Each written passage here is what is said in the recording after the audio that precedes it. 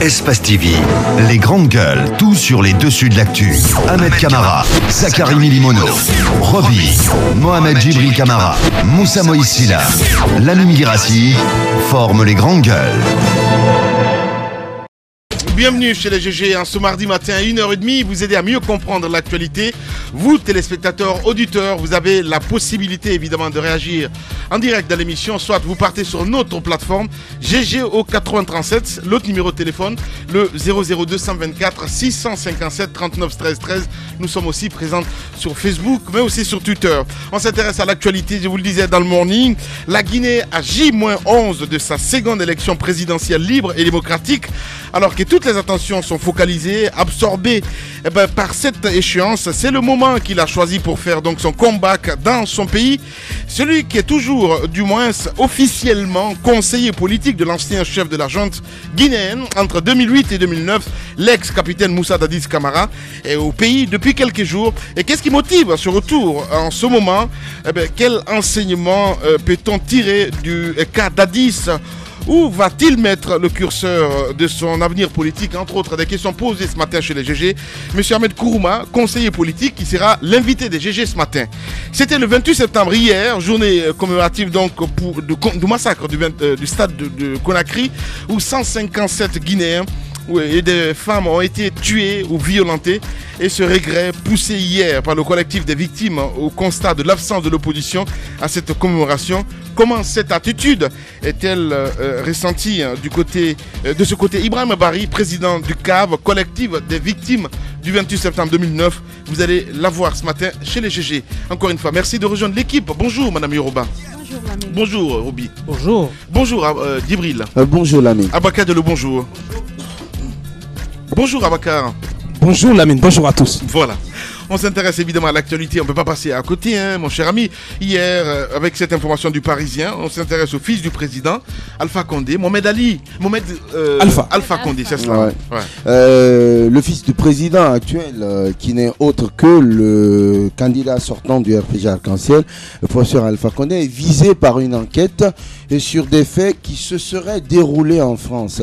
Alors, on lui reproche d'être à l'origine d'abus de biens sociaux, de blanchiment, de corruption, de trafic d'influence et détournement de biens publics. Alors, c'est une plainte qui a été portée par une ONG d'utilité internationale, mais de droit belge, plainte portée près d'une juridiction en France et qui a entraîné la saisine de la plus haute juridiction française contre la grande délinquance économique et financière et la corruption.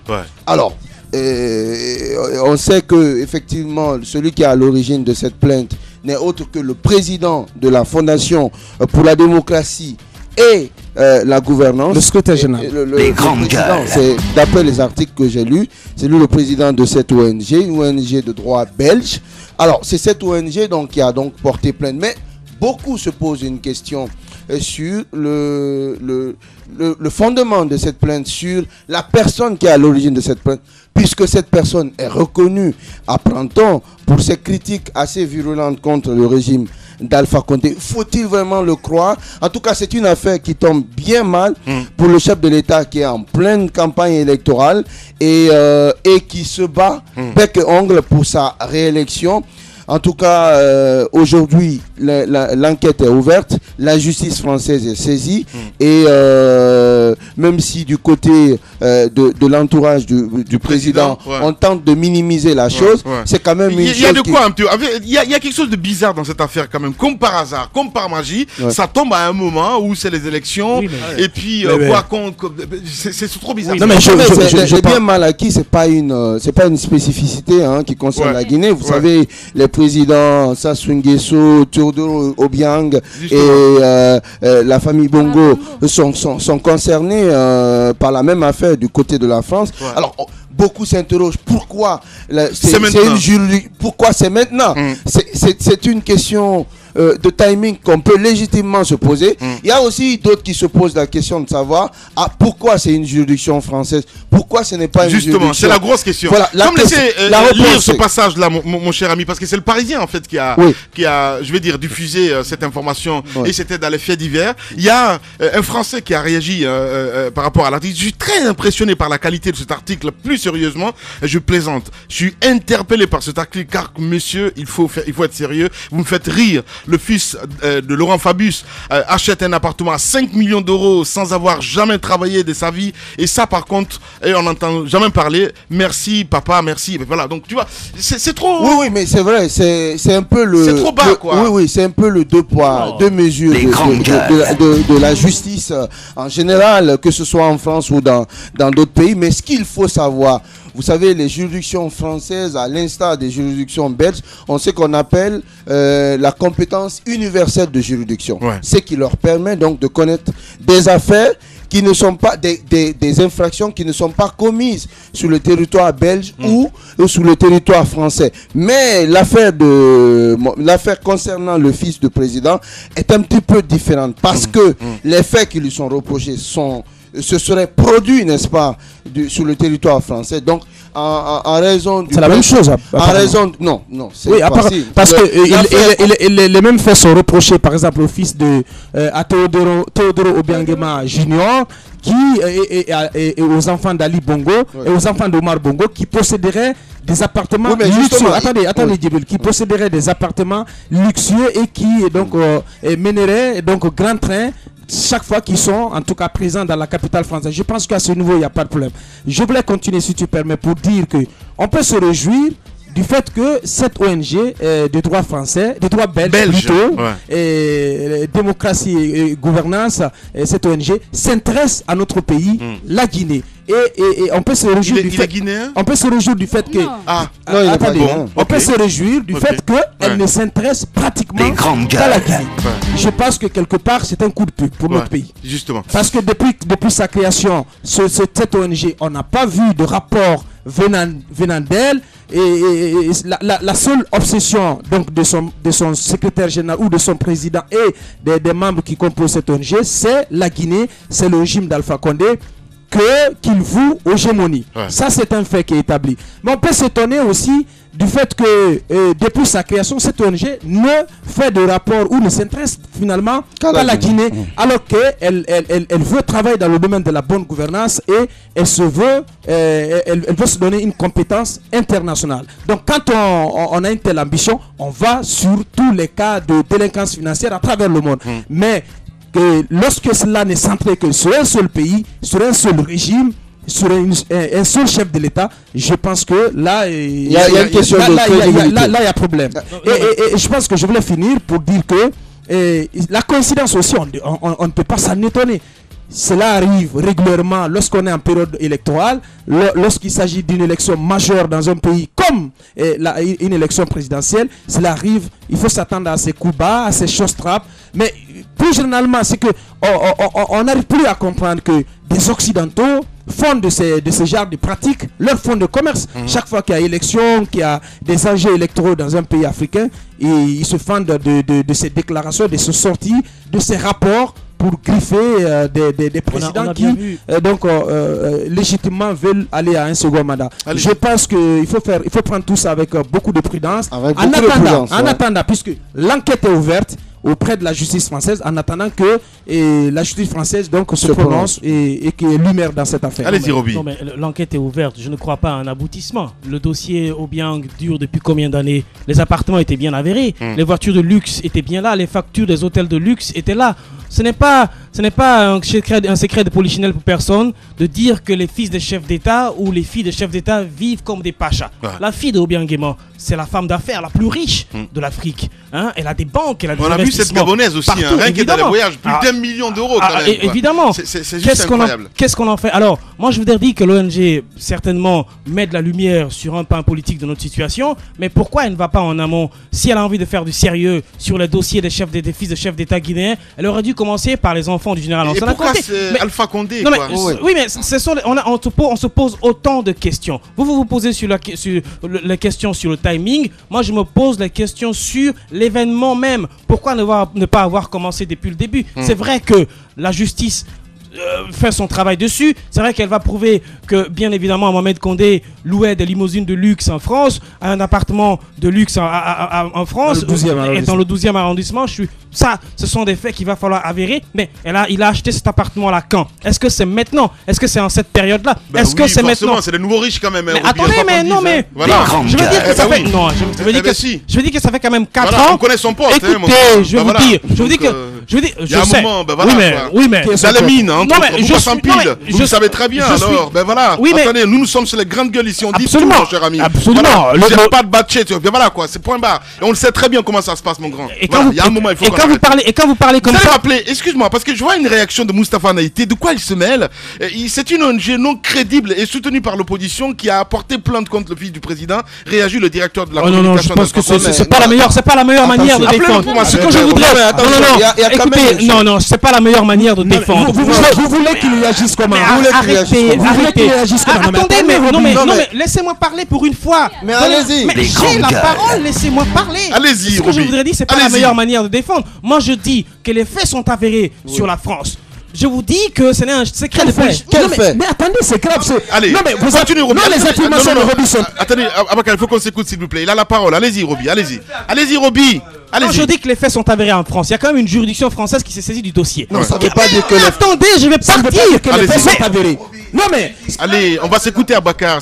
Pour une fois, on respecte les auditeurs. Vous êtes piqué de mouche tsetse à chaque fois que je prends la parole. Ce que je veux dire, c'est qu'il y a une juridiction française qui s'est saisie du dossier. Laissons-la continuer. Encourageons cette juridiction française à nous amener des preuves palpables de ce qu'ils ont dit. C'est pour ça que je dis que les faits sont avérés. Je ne suis pas en train de dire que le fils de Alpha Condé a un appartement. Je l'ai vu monter dans une limousine. C'est pas ce que je veux dire. Je veux dire que la justice française et une ONG belge se sont saisis de dossiers. Encourageons-les, encore une fois, à aller au bout des enquêtes, à nous dire exactement si Mohamed Condé a acheté un appartement au 12e arrondissement, si Mohamed Condé utilise des hôtels de luxe, si Mohamed Condé vit un train de vie énorme qui est disproportionnel au niveau de vie des Guinéens. C'est quand même l'argent du contribuable dont on parle. Moi, je veux dire, c'est à notre justice, par exemple, de brandir des preuves contraires et encourager la justice française et cette ONG française à faire la lumière là-dessus. Cela va amener nos chefs d'État et leurs fils à revoir la facture à chaque fois qu'ils sortent. C'est ce qu'il faut encourager. Allez-y, madame. Mais, à ce que je sache,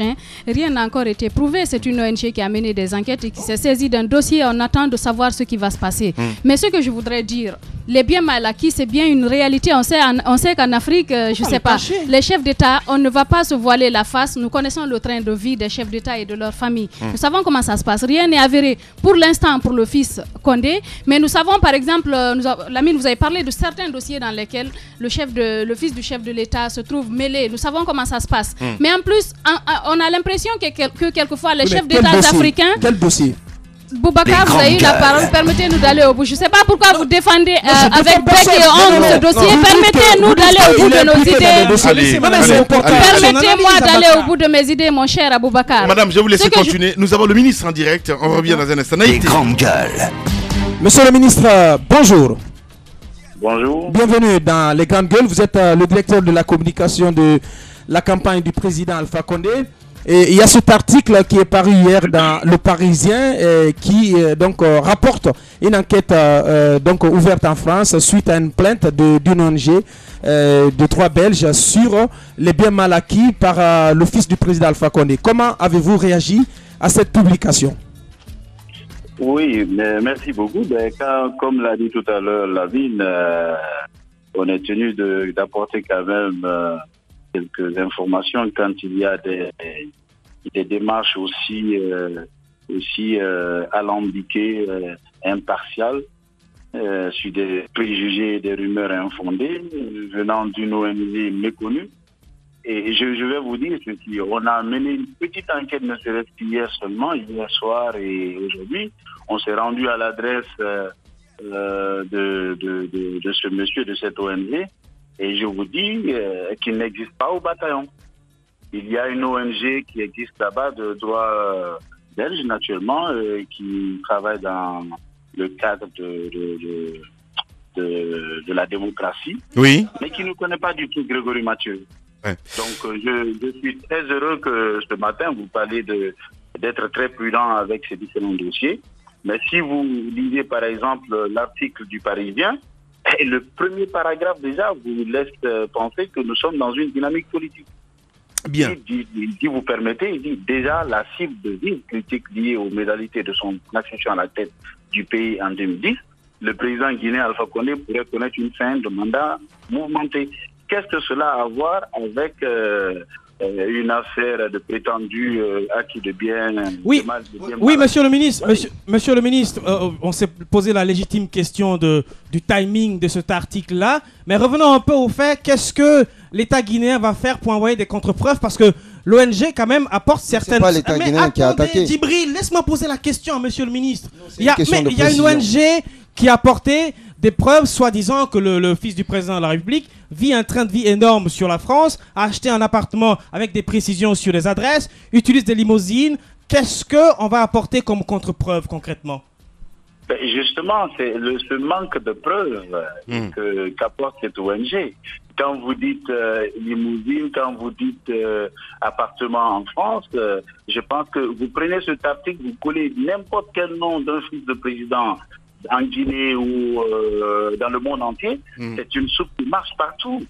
Donc je pense qu'il faut que ce soit plus sérieux, il faut qu'il y ait de vraies enquêtes. Puisqu'on dit que l'enquête est ouverte, attendons de voir. Alors, voilà, monsieur, le ministre n'a été en direct chez les juges. Allez-y, madame. Nous avons vu votre réaction, monsieur le ministre, sur le site d'information Guinée News. Vous supposez que c'est un monsieur qui est manipulé par l'opposition. Est-ce que vous avez des preuves sur lesquelles vous vous fondez pour dire que c'est l'opposition qui manipule cet homme?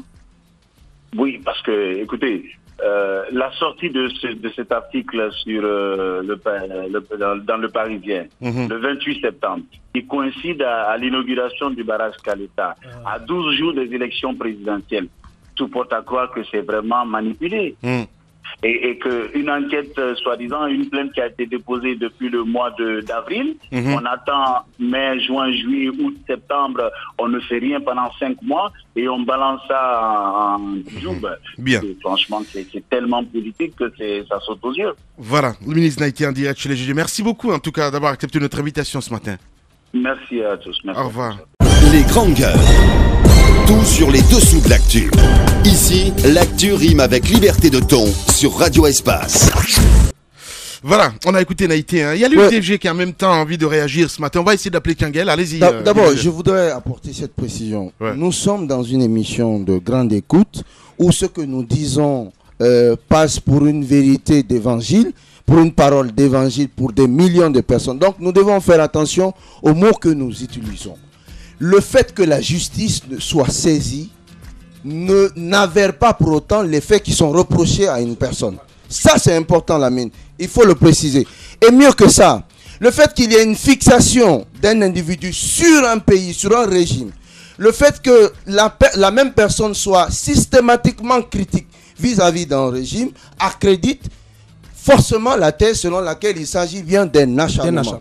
Ça, c'est important. Allez-y, madame. Il faut le rappeler, les mots ont leur importance dans une émission. Merci, allez-y. Je n'avais pas fini tout à l'heure. Ce que je voudrais dire, ouvrir une enquête sur un dossier ou bien une information judiciaire ne signifie pas culpabiliser une personne. Bah oui.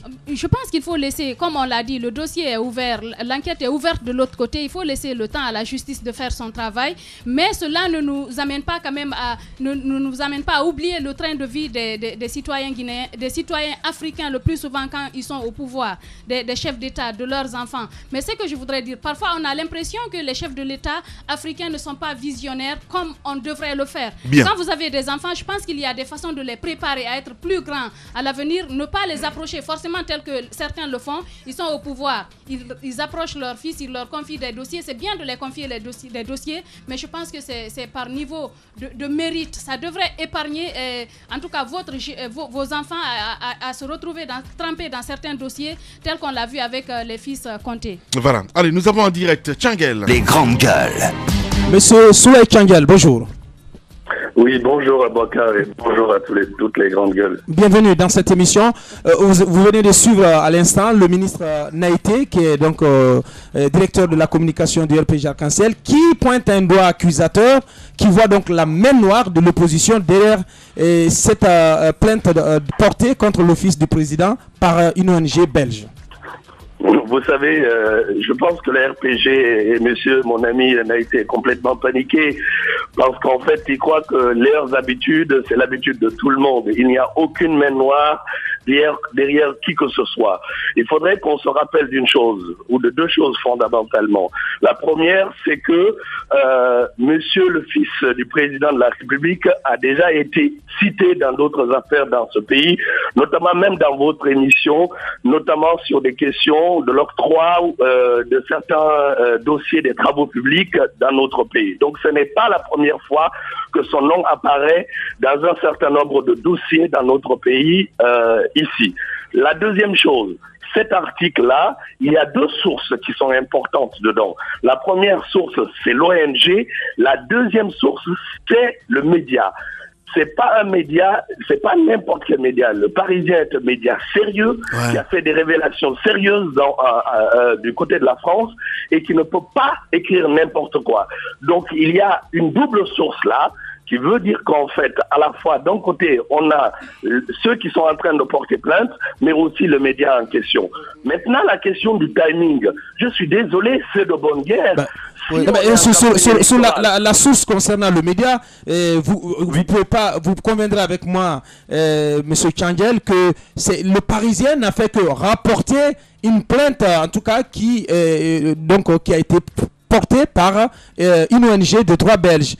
Est-ce qu'à partir de là, on peut parler de fiabilité? Donc, je n'ai pas de doute non plus sur la crédibilité du journal, mais vouloir s'appuyer sur le fait que le journal ait rapporté simplement un communiqué donc, qui a trait à une plainte, à mon avis, cela ne fait pas de cette source une source, comme vous le qualifiez, d'assez crédible. Et je suis désolé si vous dites ça à Bakar, ça veut dire que vous mettez en question votre propre fiabilité, parce que vous-même vous rapportez parfois des sources d'un certain nombre, vous rapportez des informations venant d'un certain nombre d'autres sites. Bien, mais ça veut dire que vous remettez en question votre non, mais pas du tout. C'est que vous semblez tant insister. Non, vous semblez tant insister sur la crédibilité de la source qui n'a fait le média qui n'a fait que rapporter un communiqué et entrer à une plainte.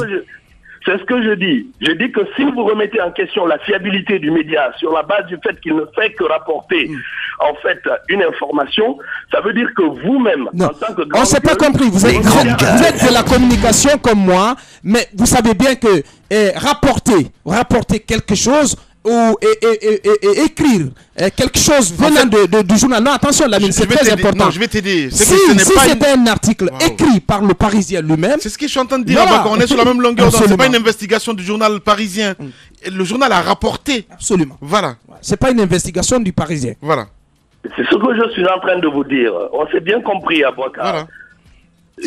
Il faut qu'on aille jusqu'au bout. Bien. Écoutons-nous, parce que sinon on ne va pas se comprendre.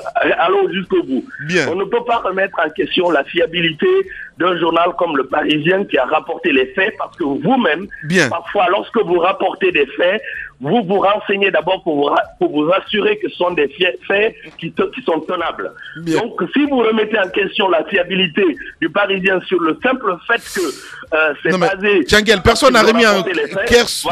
Personne dans ce studio n'a remis en question, mon cher ami. Pas du tout remis en cause, s'il vous plaît. On n'a pas remis du tout en cause la fiabilité du journal Le Parisien. C'est important de le préciser, Tchangel. Voilà. Merci. Merci beaucoup en tout cas d'avoir accepté notre invitation ce matin, Tchangel. Merci. En tout cas, il faut que les gens sachent que ce n'est pas la première fois qu'on entend parler du nom du fils du président dans une affaire, et que cette affaire-là, il faut que les Guinéens s'en saisissent pendant que les Guinéens sont en train de souffrir le martyre, pendant que les gens sont en train de croupir dans la misère. On est en train de voir un train de vie d'un fils de président de la République qui est en train de vivre dans le faste. Bien. Et c'est ça le plus important. Merci beaucoup, Tianguel, d'avoir accepté notre invitation ce matin. Merci. Politiciens véreux, fonctionnaires corrompus, promoteurs immobiliers voyous, justice passive. La Guinée devient-elle mafieuse? Les grandes gueules d'Adafo Média ne lavent pas plus blanc, mais vous permettent de défendre votre pays en vous informant. Avec les grandes gueules d'Adafo Média, dénoncez les turpitudes, nous garantissons le secret des sources. Envoyez vos documents à espacefmguinée.info, rubrique Contact. Les grandes gueules d'Adafo Média ou le socle de la liberté d'expression en Guinée. Voilà, on peut l'appeler le bras droit de Moussa Dadis Camara. Oui, il est dans ce studio, vous le voyez à l'instant T. Je parle d'Ahmed Kourouma, notre invité, conseiller politique donc de Moussa Dadis Camara. Est-ce que d'ici la fin de l'émission, il sera toujours gros point d'interrogation? En tout cas, on va le cuisiner dans un instant. C'est certaines beaucoup de réactions sur notre plateforme GG au 8037. Lui, il ne peut pas s'empêcher en fait, c'est une drogue pour lui. Je parle évidemment de Suivez mon regard. Tout est au conditionnel dans cet article qui ne vise qu'à décrédibiliser le camp présidentiel. Vous avez vu le nom de l'auteur de cet article, peine perdue, le coup sera effectif. Donc il parle de un coup KO. Voilà. Certains journalistes sont des escrocs patentés. Et l'exemple de ceux qui voulaient estroquer le roi du Maroc à hauteur de 3 millions d'euros le mois dernier. Et Valls qui met ses enfants dans un jet pour assister à un match du Barça. Ce n'est pas une investigation du journal Le Parisien. Et donc c'est la Junior Condé, comme on le connaît, donc qui nous envoie ce message en direct. On nous écoute du côté de Cancan. Khalil Doucouré, bonjour les GG. C'est une ONG belge qui n'est pas crédible. On saura un peu plus tard. Il n'y a pas de problème. Donc il y a aussi, je pense que j'ai lu ce message-là, d'autres réactions sur notre plateforme. Bonjour les GG. Aboubakar, vous avez raison sur toute la ligne. Eh bien, je pense que cet article n'est pas du tout crédible. Donc voilà, c'est les auditeurs qui nous envoient ce message. Il y a Alimou Bundi aussi qui réagit ce matin. Voilà, qui dit vous me décevez ce matin. Pourquoi vous défendez un délinquant économique? C'est dommage pour nous, les peuples. Voilà. Allez, Bakar, nous avons notre invité dans ce studio, mon cher Obi. Voilà. Allez. Monsieur Ahmed Kourouma, bonjour. Bonjour. Bienvenue, le plaisir de vous accueillir sur ce plateau. D'abord, vous avez suivi le débat tout à l'heure, on ne peut pas passer à côté. Quelle réaction sur cette enquête ouverte sur le fils du président en France? D'après les réactions que j'entends, je trouve que le peuple a toujours le bon sens. C'est-à-dire que moi, je fais partie de la génération qui a très mal vécu le suicide de Bérégovoy en France. Avec cette fameuse phrase du président Mitterrand qui disait qu'on avait jeté l'honneur d'un homme au chien. Ouais. Donc il faut faire attention, il faut prendre la mesure. Quand on sait le parcours du Congo, ou plutôt des Belges au Congo, je pense qu'ils n'ont pas de leçons à nous donner. Ouais. Et je suis pour deux principes fondamentaux pour moi. C'est la souveraineté nationale, la première chose, l'indépendance de la justice guinéenne. Et la deuxième chose, ce qui me paraît le plus important, c'est la présomption d'innocence. Il faut dans ce pays qu'on arrête de badiner avec ce sacro-saint principe qui est important dans une démocratie, la présomption d'innocence. On ne sait pas ce qui s'est passé. Pour moi, le Parisien n'est pas parole d'évangile. D'accord? Je dis, faisons attention, gardons la mesure de nos propos.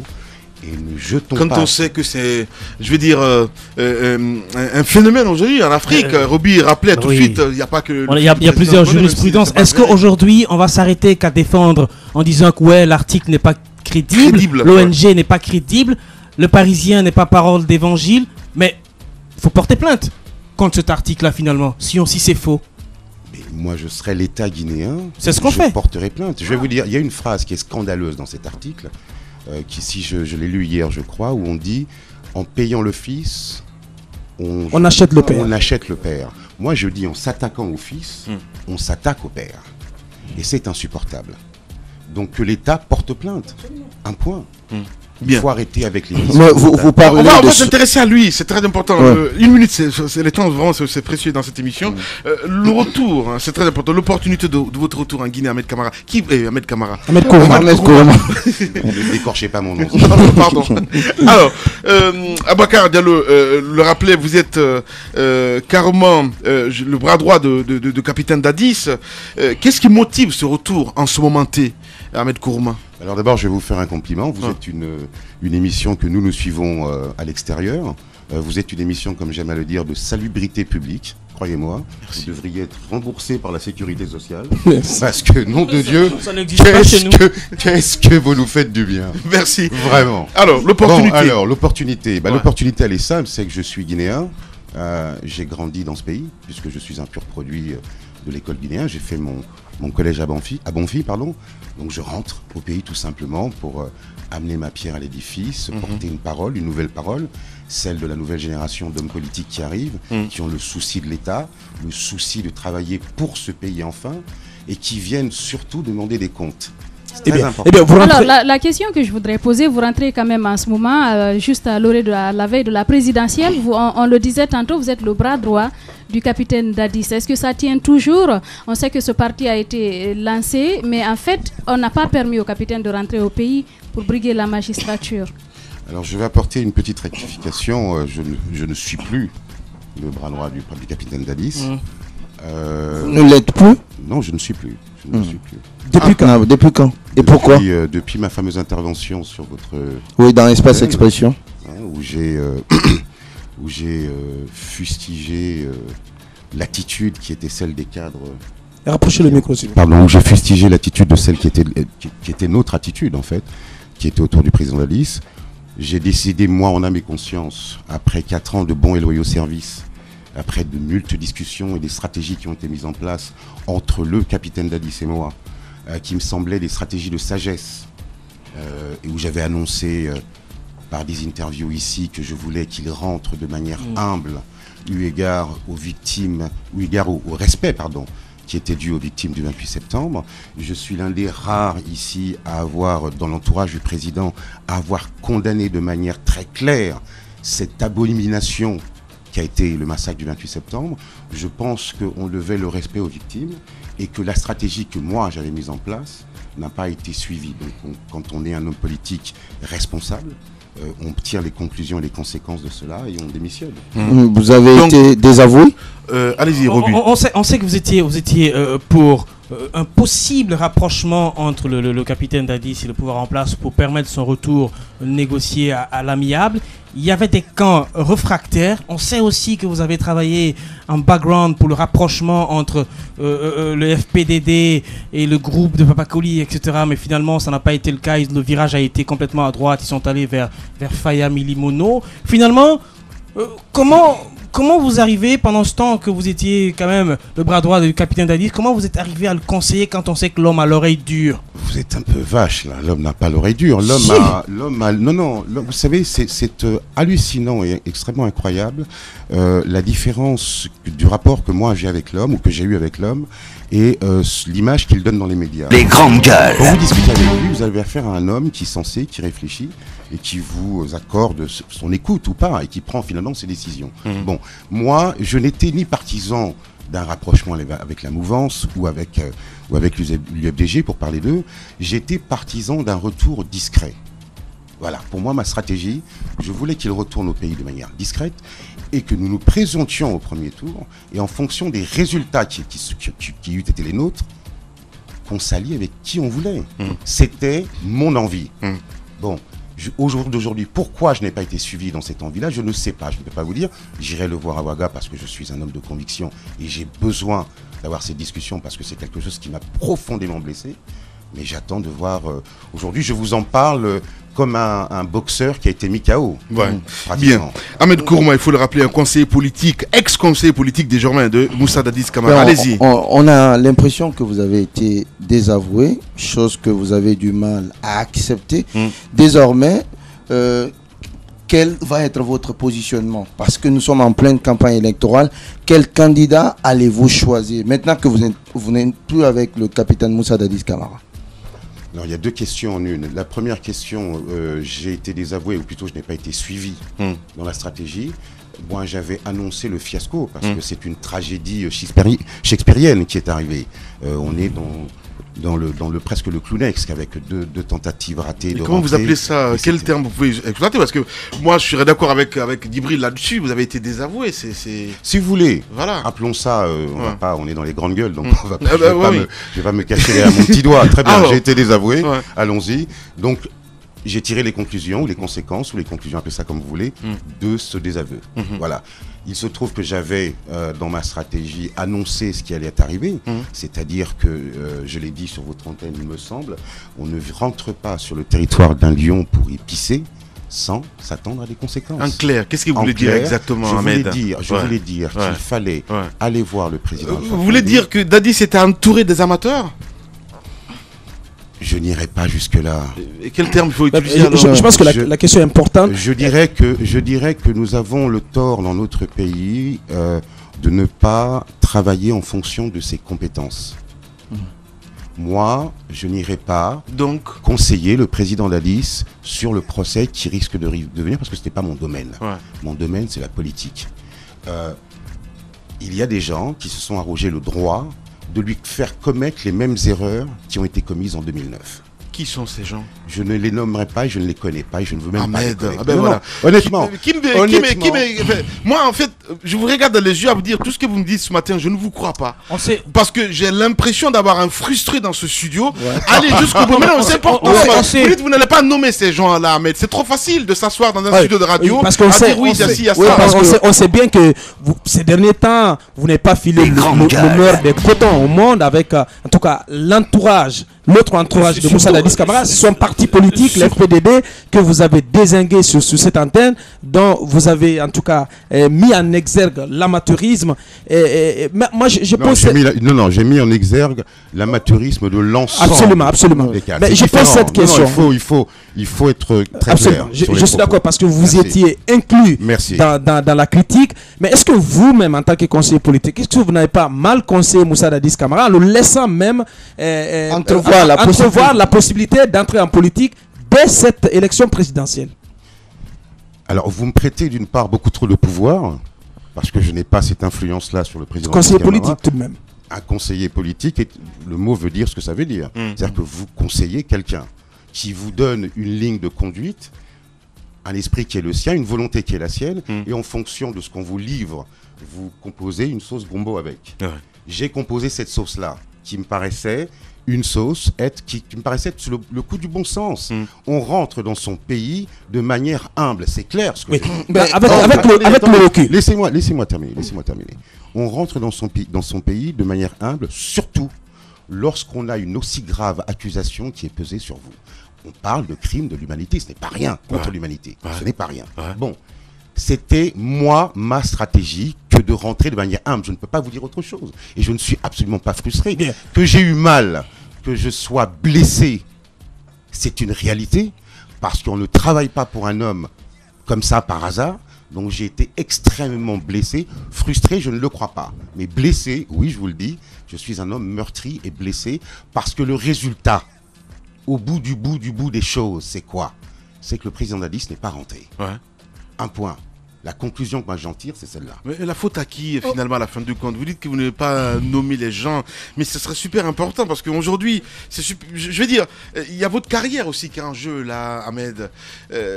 Vous êtes d'accord avec moi là-dessus? Vous dites oui, vous êtes conseiller politique, en même temps, le monsieur ne vous écoute pas. On n'est pas si là. vous me laissez parler aussi, ça serait super intéressant parce qu'il faut qu'on se comprenne un petit peu. Voilà, vous dites qu'il ne vous écoute pas, on vous a posé. Djibril a dit tout à l'heure que vous êtes désavoué, vous dites non, finalement, je ne suis pas désavoué, finalement, je suis d'accord avec vous. Vous vous contredisez en même temps.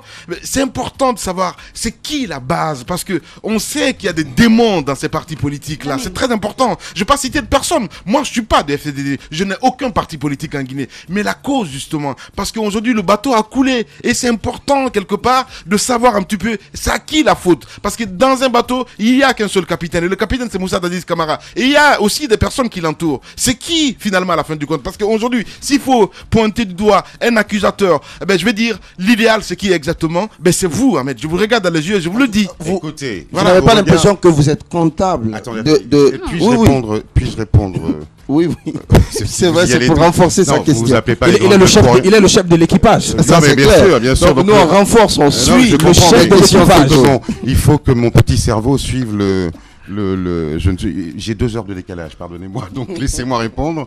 Alors, vous me dites que je me contredis. Je ne vois pas en quoi. J'ai dit clairement cet été, sur votre antenne, ici, que il était insupportable ce qui se passait. Donc, ce qui veut dire que, puisque vous me parlez de bateau, j'ai tiré la sonnette d'alarme.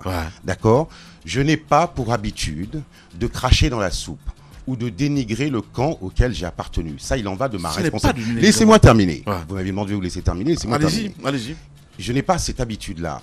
Je suis dans le secret de la discussion, des délibérations et de ce qui se passe ou de ce qui s'est passé entre le président Dadis Camara et moi. Ce n'est pas à la presse que je vais le révéler. Cela étant, je vous le dis très clairement, que les choses soient claires. Je vous le dis très clairement, je suis, extrêmement meurtri et peiné par ce qui se passe. Parce que, au bout du bout, c'est un fiasco. Alors, vous dites que vous ne vous contredisez pas, mais vous dites en même temps que ceux dont on accuse le capitaine Dadis relèvent de crimes contre l'humanité.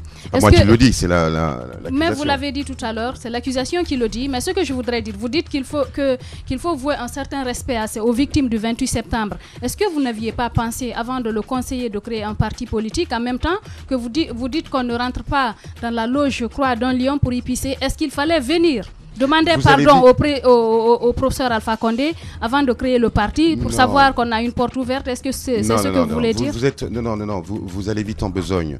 Je n'ai d'abord pas conseillé le président Dadis de monter un parti politique, ça je m'inscris en faux dans votre affirmation. Deuxièmement, on ne vient pas demander pardon à un président de la République. Il ne s'agit pas de pardon ou de non-pardon. Il s'agit... Pourquoi je me suis engagé vis-à-vis du président Dadis? Ça fait quand même un certain temps que je le connais, ça fait 4 ans que je le connais. Je vous l'ai dit tout à l'heure, je suis pour une souveraineté nationale. D'accord? J'en ai marre que l'Europe s'arroge le droit de venir juger nos dirigeants, quel que soit le crime qu'ils aient commis. C'est à l'Afrique de prendre ses responsabilités. Voilà. C'est une histoire de conviction. Bien. Je suis quelqu'un qui a toujours dit que je respectais et que c'était une atrocité, ce qui s'est passé. Laissez-moi juste conclure, s'il vous plaît. Parce que je vous sens aiguisé. Le temps. Le temps, je sais. Je sais que le temps, c'est de l'argent, mais laissez-moi, c'est important. Et j'espère qu'on ne va pas y passer toute l'interview, mais je voudrais conclure là-dessus. Ce qui s'est passé, moi, je me suis engagé dans ce combat politique parce que je voulais que le président Dadis rentre pour rendre des comptes à la nation. Qu'il vienne s'exprimer devant le peuple de Guinée, devant la justice. Ça s'arrête là. Ça n'a pas été le cas, tant pis, et c'est comme ça. On va trouver la chose trappe au sein du FPTD, puisqu'on va insister. On a vu quand même l'avocat du capitaine Dadis dans la déclaration, comment il s'appelle déjà, Jokami, très violente. Est-ce que finalement c'était lui la chose trappe? Très violente. Oui, des déclations, des sorties médiatiques, etc. Parfois il se faisait même contredit par son client, il s'ingérait dans le politique, la justice et tout ça. Ouais, sans oublier le porte-parole aussi de FPTD, M. Maxime Manimo. Oui, mais est-ce que finalement ce sont eux les choses trappes du FTDD? Est-ce que c'est eux qui ont fait couler le bateau? Voilà, la réponse est dans un instant, mesdames et messieurs. On se met à une pause de 10 minutes et puis derrière on revient. Toute l'équipe des GG, c'est dans moins de 10 minutes sur Espace. Politiciens véreux, fonctionnaires corrompus, promoteurs immobiliers voyous, justice passive. La Guinée devient-elle mafieuse? Les grandes gueules d'Adafo Média ne lavent pas plus blanc, mais vous permettent de défendre votre pays en vous informant. Avec les grandes gueules d'Adafo Média, dénoncez les turpitudes, nous garantissons le secret des sources. Envoyez vos documents à espacefmguinée.info, rubrique Contact. Les grandes gueules d'Adafo Média ou le socle de la liberté d'expression en Guinée.